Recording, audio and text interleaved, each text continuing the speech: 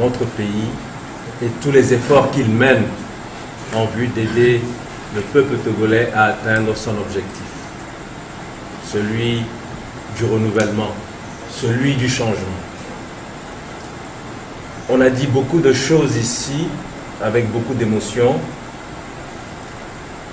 mais je me permettrai d'insister peut-être sur un ou deux aspects concernant les hommes politiques, ceux qui furent ou ceux qui sont encore au sein de la C14.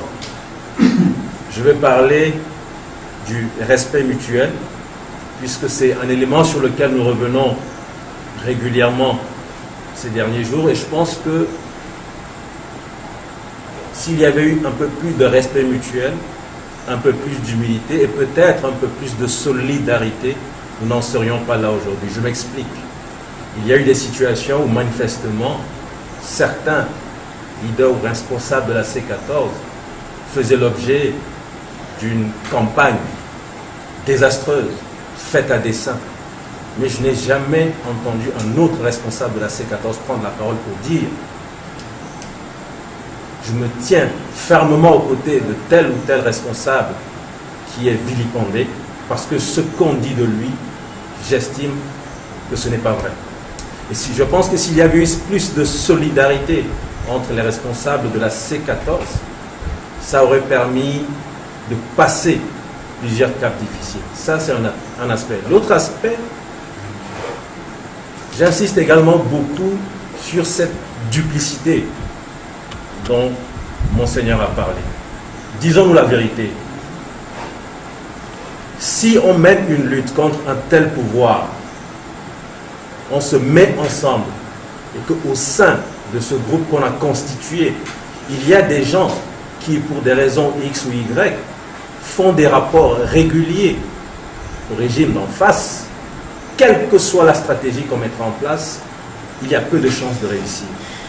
Je pense qu'il faut une unité d'action, c'est vrai, mais il est temps qu'on appelle un chat un chat. Et nous savons qu'au sein de la C14, je pèse mes mots, il y a des gens qui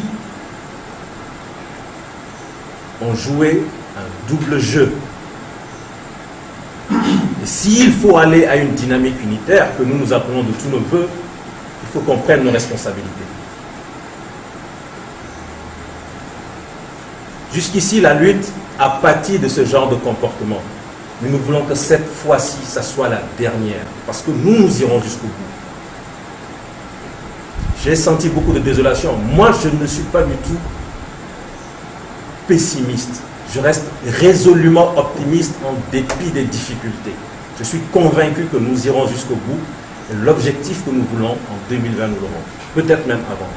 Mais il est important qu'on prenne nos responsabilités.